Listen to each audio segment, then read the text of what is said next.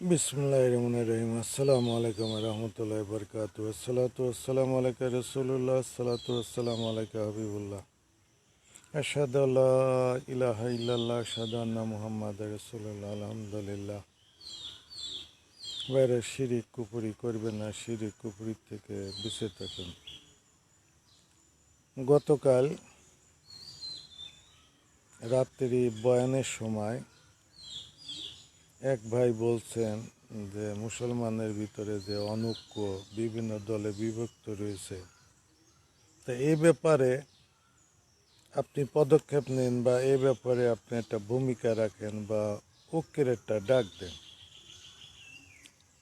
তা বিষয়টা হলো, দেখুন যে বর্তমান ৭৩ দলে বিভক্ত হয়েছে। দল কিন্তু আল্লাহ তাআলা করতে বলেন নাই, কিন্তু দল হবে। আল্লাহ রসুল বলেছেন বিভিন্ন দলে বিভক্ত হবে, ৭৩ দলে হবে বিভক্ত। দল করতে বলেন নাই। দল হলো দুইটা, একটা হিজবুল্লাহ, একটা হিজবুল শয়তান। এই দুইটা দল, একটা হলো শয়তানের দল, একটা আল্লাহর দল। এই দুইটা দল। যাই হোক,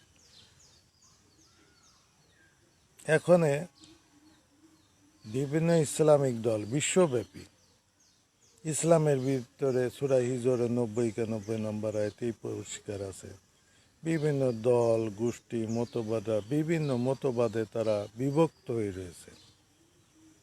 এই বিভক্ত রাস্তার থেকে কেউ বের হচ্ছে না, কেউ বাহির হচ্ছে না। বাহির হবেই বা কেমনি করে? অর্থাৎ ধরেন কেউ ৫০,০০০, কেউ ১,০০,০০০ মানুষ এর নেতৃত্ব করছে, তা সেই নেতৃত্বকে কেউ ছেড়ে দিতে রাজি হয় নাকি? হয় না।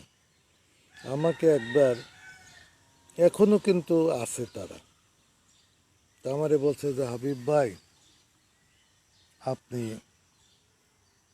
অর্থাৎ যেটাকে বলে নেতৃত্ব দেন। বাইতুল মোকাররমে কিন্তু বহুবার আল্লাহ তাআলা সেই সুযোগটা দিয়েছিলেন, বহুবার। অর্থাৎ ২০-৫০,০০০ মানুষ, লাখ মানুষও এখনও যদি বলা হয়, 1-2-র ভিতরে লাখ লাখ মানুষ আসবে, কিন্তু কে আসিয়ে ওই মানুষ দিয়ে কী উপকার হবে? এই মানুষ দিয়ে কী উপকার হবে? কোন উপকার হবে? আমাদেরকে তো আল্লাহর দিন মানতে হবে, আমাদেরকে তো কোরআনের বিধান মানতে হবে, কোরআনের হুকুম মানতে হবে, কোরআনের আইন মানতে হবে, কোরআনের রেসালাত মানতে হবে, কোরআনের তাওহীদ মানতে হবে, কোরআনের প্রতি ঈমান, আল্লাহর প্রতি ঈমান। আমরা যদি না আনি, তো ওই এখন হাসিনার পিটনি খাইয়ে যদি খালেদার সময় খালেদার পিটনি, হাসিনার সময় হাসিনার পিটনি, এরশাদের সময় এরশাদের পিটনি খাওয়ার কারণে এখন মানুষ ছটপট করতেছে, বাইরে হতে পারতেছে না। ওই একদিনকে খালেদা জিয়া বোধহয় উত্তর গেটে, যারা বিএনপি আলারা তারা বলতে পারবেন, জামাতে ইসলাম, অন্যান্য ইসলামিক দল, সরকারিরা সবাই বলতে পারবেন, উত্তর গেটে বাইতুল মোকাররমের উত্তর দিকে মিটিং হলো খালেদা জিয়ার মিটিং। উনি আসবেন, বয়ান করবেন। তো ওই দিনকে বহু লোক হয়েছিল, না হলে তো অন্তত ৫০,০০০ মানুষ হয়েছিল। পুরা এলাকা লোকের লোকারণ্য হয়ে গেল। তারপরে টিয়ার গ্যাস মারা হলো, খালেদা জিয়া বক্তৃতা দিতে পারল না, সব বাইতুল মোকাররমে এসে হাজির, সব মানে ভরে গেল চারিদিকে। পুলিশ টিয়ার গ্যাস মারতেছে, ইটে মারতেছে, ভিতরে ঝাঁঝালো, টিয়ার গ্যাসে ঝাঁঝালো তাপ চলতেছে। তা সেই অবস্থায় এখন ওনারা তো আছে সবাই, মানে অনেক লিডাররা বাইতুল মোকাররমের 4 তলায় উঠে গেল। এখনো নেতৃত্ব নাই, মানুষ বেরোতেও পারতেছে না, পুলিশ চারিদিকে ঘিরে রাখছে, বেরোতেই পারতেছে না। সে বীভৎস একটা বিষয়। তখন সবাই আমাকে হাত ধরে টানিয়ে নিয়ে মিম্বারে নিয়ে যেতে চাচ্ছে, নিয়ে গেল। তার কর্তৃপক্ষের কাছে বললাম যে এই যে মারামারি কাটাকাটি এটা বন্ধ করো, শান্তি আনো। বাস এইটুকুই বললাম। বলে তারপরে এখন ওই বিভিন্ন লোক আহত হচ্ছে বাইতুল মোকাররমের ভিতরে। তারপরে একজন বলতেছে লোক নাকি মারা গেছে, 2জন না 3জন, এরকম ছড়িয়ে গেল। তখন আমার দিয়ে বলাছে যে আপনি এইটা প্রচার করুন। মাইক্রো কন্ট্রোল রুম থেকে মাইক আমাকে দিয়ে বলতেছে এটা প্রচার করুন। কন্ট্রোল রুম দখলে নিছে ভিতরে মানুষ। তা আমি দেখলাম যে আমি তো চোখে দেখি নাই মরছে কি বাঁচছে, তো এইটা যদি আমি ঘোষণা দিই, তো এইটা যদি না মরে থাকে মিথ্যাবাদী হয়ে যাব। হয়তো বা শেষ পর্যন্ত বাধ্যও হয়েছিলাম, কিন্তু দেখা গেল যে লোক মরে নাই। তাহলে আমি কি মিথ্যাবাদী হয়ে গেলাম না? মিথ্যাবাদী হয়ে গেলাম। অনেকে আহত আহত হয়েছে, প্রচুর আহত হয়েছিল, রক্তাক্ত হয়েছিল, যাকে প্রচুর মায়া লাগলো, অন্তরটা কেঁপে উঠলো। তা তখন সবাই বলতেছে যে আসলে কেউ আমারে মন্দ করুক বন্ধ বলুক না কেন, আমারে কিন্তু সবাই কম বেশি ভালো জানে। একটা দায়িত্বশীলভাবে কম বেশি আমাকে সবাই মূল্যায়ন করে। তা যাই হোক, কই যাচ্ছে? আচ্ছা যান। আচ্ছা, তারপরে সবাই কিন্তু সবাই কিন্তু একটা গুরুত্ব দেয়। তো তখন সবাই আমারে বলতেছে যে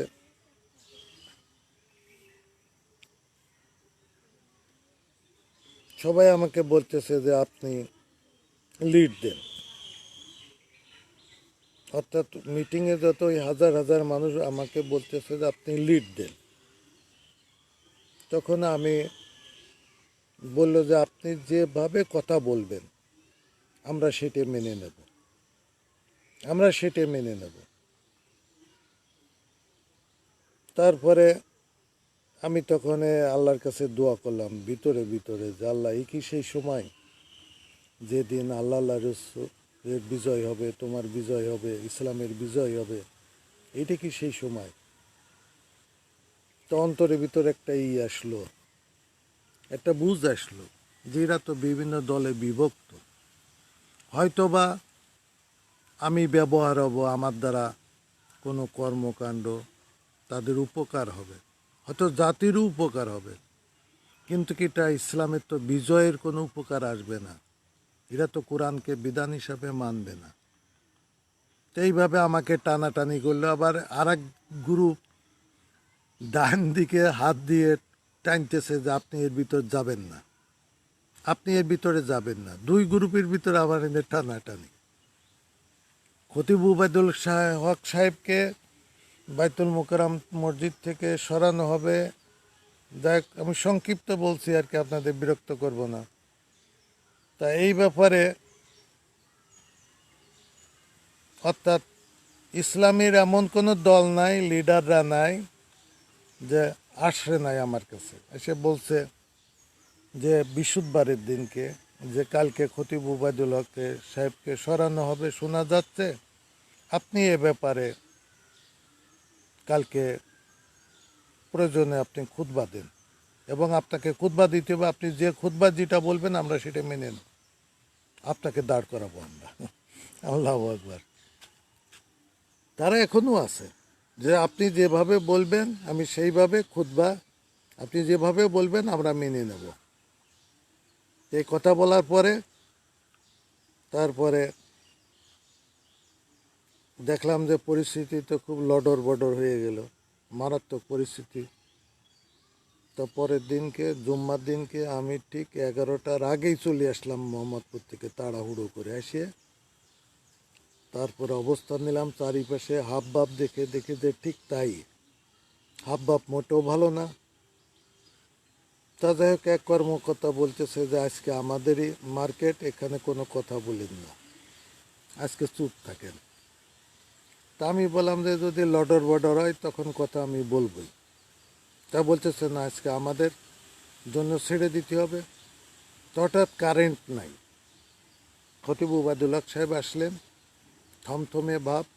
আমি আমার সব কিছু প্রস্তুতি নিয়ে বসে আছি, সব কিছু প্রস্তুতি মানে কি, আমি রেডি হয়ে রয়েছি পরিস্থিতিকে সামাল দেওয়ার জন্য, যাতে ক্ষতির দিকে খারাপের দিকে না যায়, রক্তপাত যাতে না হয়, না ঘটে, এইসব সব কিছু বিবেচনা করে দেশের ভিতরে শান্তি শৃঙ্খলা বজায় রাখার জন্য, পরিস্থিতি সামাল দেওয়ার জন্য, অর্থাৎ আমি কি কি করা লাগবে, কি কি বলা লাগবে, সব রেডি হয়ে আমি বসে আছি। তখন খতিব ওবায়দুল্লাহ সাহেব ভিতরে ঢুকলেন। ভিতরে ঢোকার পরে তখন মাইক ধরতে গেছে, কিন্তু কারেন্ট নাই, কারেন্ট চলে গেছে। উনি বিনা মাইকে খুতবা দিলেন, বিনা মাইকে নামাজ পড়াইলেন। নামাজ পড়ার পরে তখন আমি ভিতরে ঢুকে গেলাম দ্রুততার সাথে দৌড়ে, যে ধর বাইতুল মোকাররমের ডিজি রে, ধর বাইতুল মোকাররমে ইসলামিক ফাউন্ডেশন কে কোনটা আছে তারে ধর, যে এখানে এখানে কোটি কোটি টাকা ইনকাম, একটা জেনারেটর কেনার মতন এদের ক্যাপাসিটি নাই।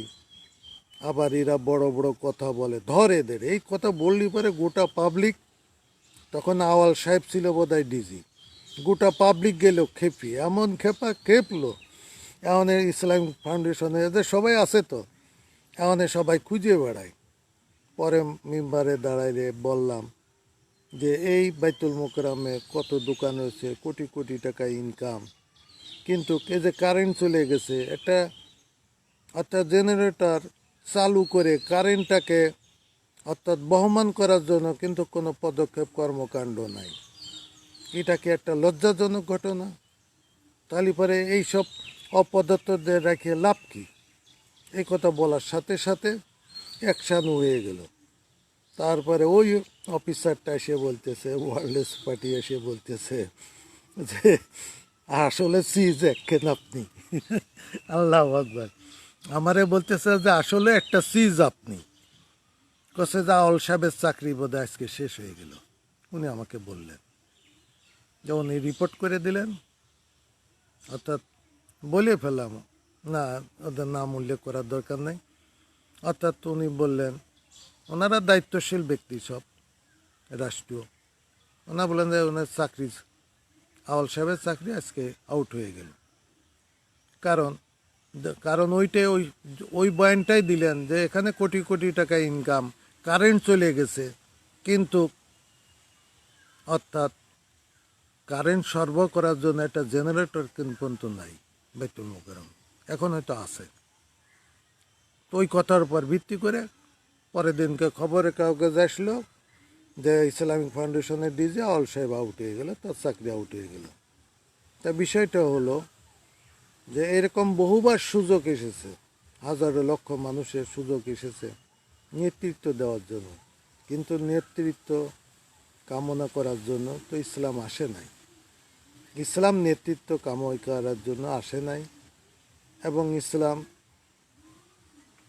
ইসলাম এসেছে মানবের কল্যাণের জন্য, সুপথ দেখাবার জন্য, মানুষের অর্থাৎ সত্যের পথ দেখানো, ক্ষতিদায়ক রাস্তা থেকে মানুষকে বিরত করার জন্য, যে দায়িত্ব কর্তব্য করণীয় সেই পথটাই সুগম হবে, সেইটাই সঠিক। এখন কথা হলো, আমাদের এই যে মুসলিম সমাজের ভিতরে বিভক্ত, কিন্তু এইসব বিভক্ত দল গোষ্ঠী মতবাদরা, তারা তো আপনি তাদেরকে যে ব্যাংকে এক দাড়ি পাল্লায় মাপা যাবে না, লাফিয়ে লাফিয়ে চলে যাবে। আজকে ঐক্যবদ্ধ হলো, আমরা হলাম, কিন্তু কোনো একটা ঘটনার কারণে হলাম, কিন্তু যখনই স্বার্থ এসে যাবে, আমার স্বার্থ আপনার স্বার্থ যখন এসে যাবে, তখন তো স্বার্থের জন্য আমাদের ভিতর দ্বন্দ্ব এসে যাবে, তখন তো ওই ঐক্য টিকবে না। ওই ঐক্য কখনো টেকে না, কোনো দিন টিকবে না। ঐক্য তখনই আসবে, ইসলামের নেতৃত্ব হলো এক কমান্ডে। এখানে তো দুই কমান্ড তৈরি করা যাবে না। একজন হাফসি কিতদার যদি আসে, তারটা মেনে নিতে হবে। কারণ কি? কারণ সে প্রথম বলেছে। প্রথম যিনি বলবে ইসলামে, যিনি প্রথম যে কাজটা, যে কথাটা বলবে, করবে, সেইটাই মুসলমানরা ফলো করবে, দ্বিতীয়টা না। দ্বিতীয়টা কেউ আমির দাবি করবে না, গাউস কুতুব দাবি করবে না, দ্বিতীয়টা কোনো ইমাম, কোনো খতিব কেউ দাবি করবে না, কেউ না, কেউ না, কেউ না। এই দ্বিতীয়টা দাবি করাই হলো ইসলামের বড় ফিতনা। আমরা ওখানেই ফিরে যেতে চাচ্ছি। আপনি প্রথম বললেন আপনার সামনে একটা ছেলে একটা মেয়েকে উত্ত্যক্ত করছে, আপনি বাধা দিলেন। আপনি যেই হন, গরিব হন, রিক্সাওয়ালা হন, ধনী হন, আপনি প্রথম বাধা দিলেন। আপনি শরীরের জীর্ণ শীর্ণ কাপড় চোপড় ময়লা হইতে পারেন, কিন্তু বাধাতে তো আপনি দিতে পারলেন। কিন্তু আপনি বড় বড় ডিগ্রি আপনি বাধা দিলেন না। আল্লাহ তালার কাছে এইসব ডিগ্রি ফিগ্রি কোনো কাজে আসবে না। কিন্তু কই জীর্ণ শীর্ণ ব্যক্তি যিনি অর্থাৎ বাধা দিছেন, আল্লাহ তালা তাকেই গুরুত্ব দিবে। আর মুসলিম উম্মাকে তাকেই ফলো করতে বলেছে। এই ডিগ্রিদারীদের ফলো করতে বলেন নাই। ডিগ্রিদারীরা অহংকারী, আর শয়তানের রূপ, শয়তানের পরিচয় হলো অহংকার। অহংকার অর্থাৎ যিনি প্রথম বলবেন তখন আমরা সকলেই তাকে সাহায্য করব, কারণ সেটা কোরআন সুন্নাহর কথা। সেটা কোরআন সুন্নাহর কথা। আমরা কোরআন সুন্নাহকেই এগিয়ে নেব, আমাকে না, আপনাকে না। আমি পরিচিত হওয়ার জন্য আসি নাই, আপনি পরিচিত হওয়ার জন্য আসেন নাই দুনিয়াতে।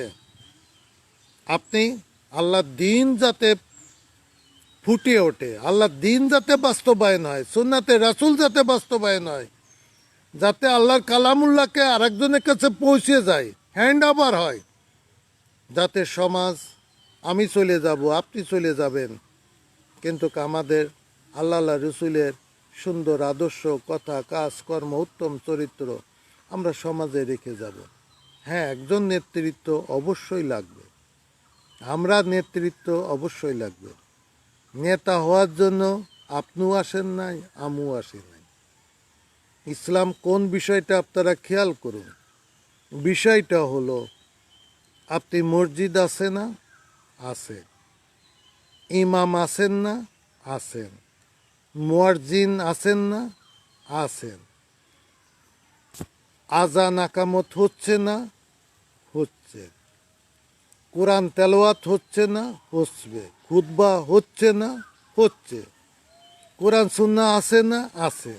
আল্লাহর দিন আছে না? আছে। আল্লাহ রসুল কি আছেন না? আছেন। তা ফরজ, রেসালাত, তাওহীদ কি সব কিছু আছে না? আছে। শরিয়া কি আছে না? আছে। কিন্তু সব কিছু থাকার পরেও কেন আমরা ইসলামকে আগিয়ে নিতে পারছি না? কেন আমরা ঐক্য হতে পারছি না? কেন ইসলাম সব কিছু থাকার পরে আমি নেতৃত্ব খুঁজি, আপনি নেতৃত্ব খোঁজেন, আপনি অমক হন, আমি তমক হন, আছেই তো সব কিছুই। বিষয়টা হলো সব কিছুই অকার্যকর।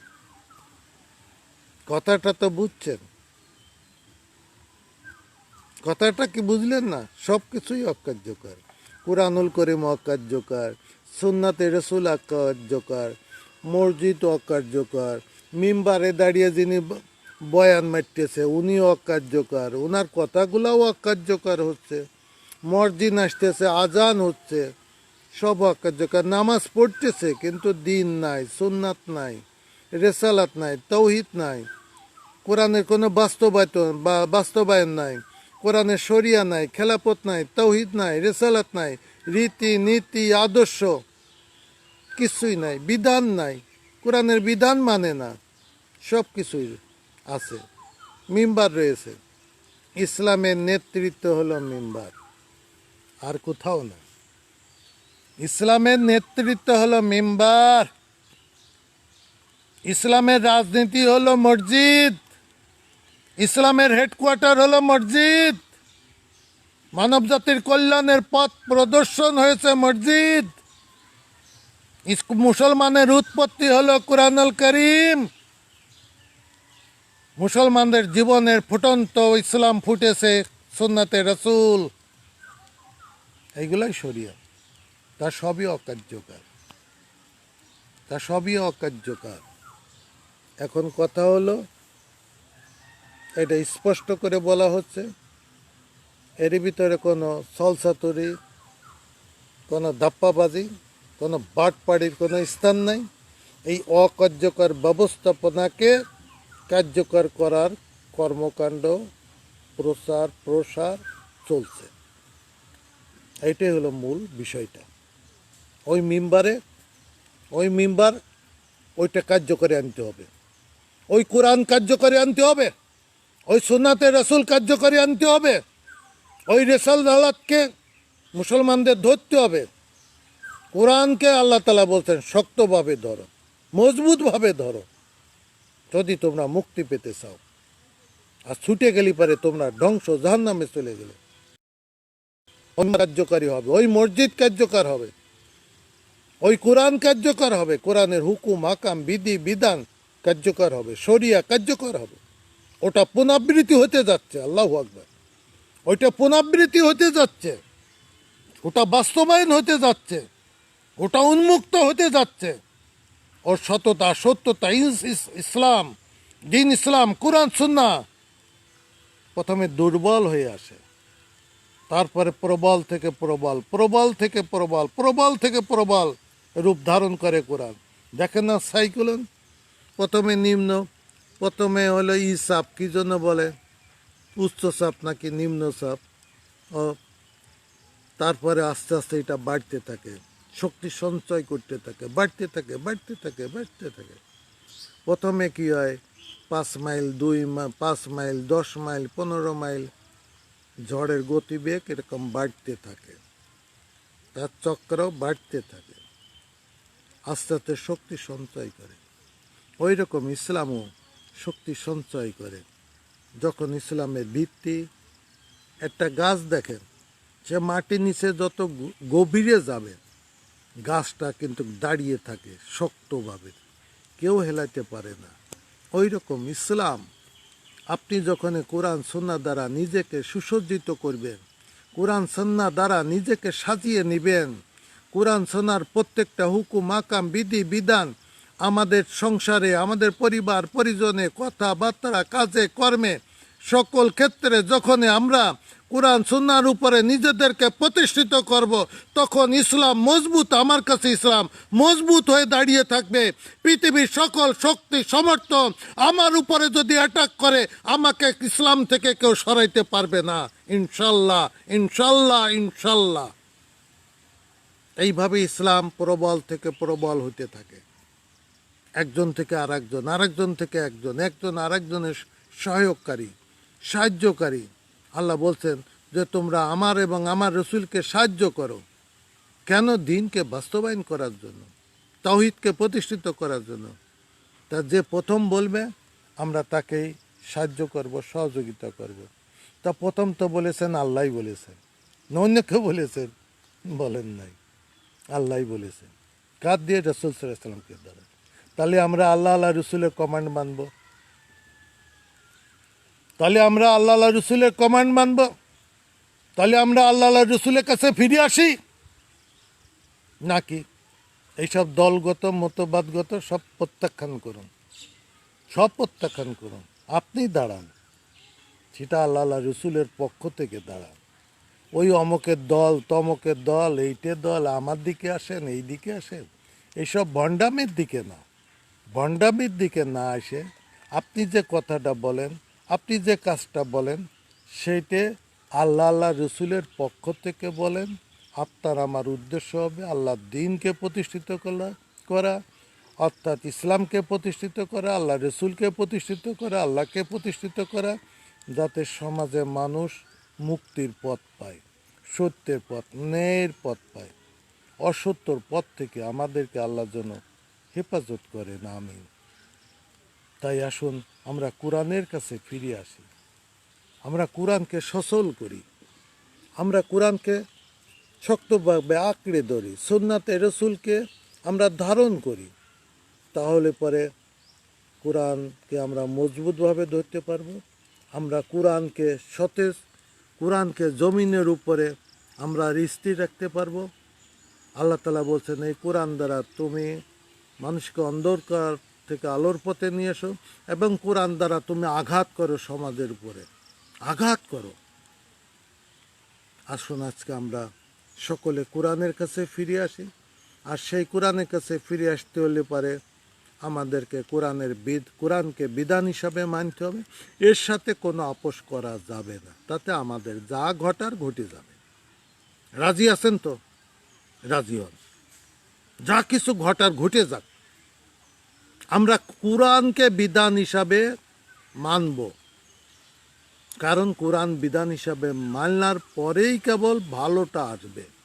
আর কোরআনের বাইরে মানবরচিত মতবাদ, সে গণতন্ত্র হোক, সমাজতন্ত্র হোক, রাজতন্ত্র হোক, ধর্মনিরপেক্ষবাদ, মডারেটবাদ, তরিকবাদ, যে বাদই হোক না কেন, তাতে মানুষের কোনো মুক্তি নাই, হেদায়েত নাই, কল্যাণ নাই, রহমত নাই, বরকত নাই, নাজাত নাই, জাহান্নাম থেকে মুক্তি, জান্নাতের কোনো পথ নাই, কোনো কাজের কোনো সফলতা নাই, কোনো কাজের কোনো ভিত্তি নাই। সবই মিথ্যা, সবই মিথ্যা। কোরআনই একমাত্র সত্য, কোন দিন ইসলামই সত্য, কোরআনের বিধানই সত্য, সুন্নাতে রসুলের সত্য। মানবরচিত মতবাদ সবই মিথ্যা, ভুয়া, ভণ্ড, প্রতারক ছাড়া, সুবিধাবাদী, অর্থ সম্পদ, লুট, সুদ, ঘুষ, দুর্নীতি, অপচয়, আধিপত্য বিস্তার, মারামারি, কাটাকাটি, ফিতনা, ফেসাদ ছাড়া, অর্থাৎ মানবরচিত মতবাদের ভিতরে মানবের কোনো কল্যাণ নাই, নাই, নাই। পৃথিবীর কোনো জ্ঞানী নাই, কোনো বিজ্ঞান নাই, কোনো সামাজিক কোনো বন্ধন নাই যে মানব জাতি অর্থাৎ মানব মতবাদী বিধান দ্বারা উপকার পেয়েছে। কেউই পায় নাই, কোনো দেশ পায় নাই। সব স্বার্থন্বেষী, সব ভণ্ডামি। একমাত্র আল্লাহ রসুলের পক্ষ থেকেই মানুষকে জুলুমমুক্ত করা হয়েছে। আল্লাহ রসুলের পক্ষ থেকেই একমাত্র মানুষকে জুলুম মুক্ত করা হয়েছে। তাই আসুন আমরা ওই মসজিদ, মিম্বার অকার্যকর পড়ে রয়েছে, আসুন আমরা ওই মসজিদকে মানবের কল্যাণের পথ সুগম করি। ওই কোরআন মানুষের জীবনকে সুসজ্জিত করার জন্য সুন্নাতে রাসূলের বিধান অনুযায়ী মানুষের মুক্তির পথকে সুগম করি। কোরআনকে কার্যকর, হাদিসকে কার্যকর, মেম্বার, ইমাম, মসজিদ যারা থাকবেন তারা ওই কী যেন বলে, ওই কমিটি, অমক অমক দলগত এইসব বন্ধমি করে ভণ্ডামি বাদ দিয়ে আল্লাহ রসুলের পক্ষ থেকে সত্য কথা বলুন, ন্যায় কথা বলুন, কার্যকর কথা বলুন, যাতে কোরআন সুন্নাহ বাস্তবায়ন করা যায় সেই সব কথা বলুন। ওইসব দলগত, অমকগত, তমকগত এইসব শয়তানি কর্মকাণ্ড থেকে ফিরে আসুন। আপনারা আল্লাহ রসুলের পক্ষ থেকে মিম্বার থেকে কথা বলুন, নচেত ওই মিম্বার আপনারা ধরে রাখতে পারবেন না, না, না, ইনশাল্লাহ। ওই মিম্বার আল্লাহ রসুলের হক, আর কারোর হক না, আর কারোর হক না। ওই মিম্বারে দাঁড়িয়েছিলেন, আল্লাহ রসুলের মেম্বারে দাঁড়িয়েছিলেন আবু বকর সিদ্দিক রাদিয়াল্লাহু, ওমর, ওসমান, আলী রাদিয়াল্লাহু, সাহাবা আকরামরা দাঁড়িয়েছিলেন। ওনারা আল্লাহ রসুলের প্রতিনিধিত্বগিরি করেছেন। আর এখন সেই মসজিদের মেম্বারে দাঁড়িয়ে এখন কার প্রতিনিধিত্ব করে ইমামরা? অমক দল, গোষ্ঠী, পীর, অমক অমক ধান্দাবাজি, বাটপাড়ির নামে ইসলামকে খণ্ড বিখণ্ড করে বিকৃতি করে ফেলা হয়েছে, ইসলামের বুনিয়াদকে। আর এখন সব তাইরে নাইরে, তাইরে নাইরে, তাইরে নাইরে। লজ্জা করা উচিত। যাদের কাছে কোরআন আছে, যাদের কাছে সুন্নাত আছে, তারা পৃথিবীতে প্রবল থাকে। হয়তো তারা দুর্বল হইতে পারে, কিন্তু আদর্শ দ্বারা, ন্যায় নীতি, ইনসাফ, ইনসানিয়াত দ্বারা তারা পৃথিবীর সৎপথ, মানব জাতিকে সৎপথের আলোর পথে তারা পরিচালনা করবে। আল্লাহ যেন আমাদেরকে বোঝার তৌফিক দান করুন। আসুন আমরা সব কিছু ইসলাম আছে, ইসলামে সব কিছুই আছে, কিছুই তুলে যায় নাই। আসুন আমরা এই অকার্যকর সব কিছুকে আমরা কার্যকরে পরিণত করি, মিম্বারকে কার্যকরে পরিণত করি। যিনি মিম্বারে দাঁড়াবেন তিনি আল্লাহ রসুলের পক্ষ থেকে, কোরআন সুন্নাহর পক্ষ থেকে দিনকে জাগ্রত করার জন্যই দাঁড়াবেন। শুধু বেতনভুক্ত পয়সা কামাই, অর্থ কামাই করা, দোয়া বিছে খাওয়ার জন্য ওই মিম্বার আসে নাই রে ভাই। আপনারা ওই মিম্বারকে আর আঁকড়ে ধরেন না আল্লাহর রাস্তে। আপনারা কি দুনিয়াকে গতিবেগ দেখতে পারছেন না? অনুভব কি কিছুই করতে পারছেন না? আল্লাহকে বলে বলতে কি ভয় নাই?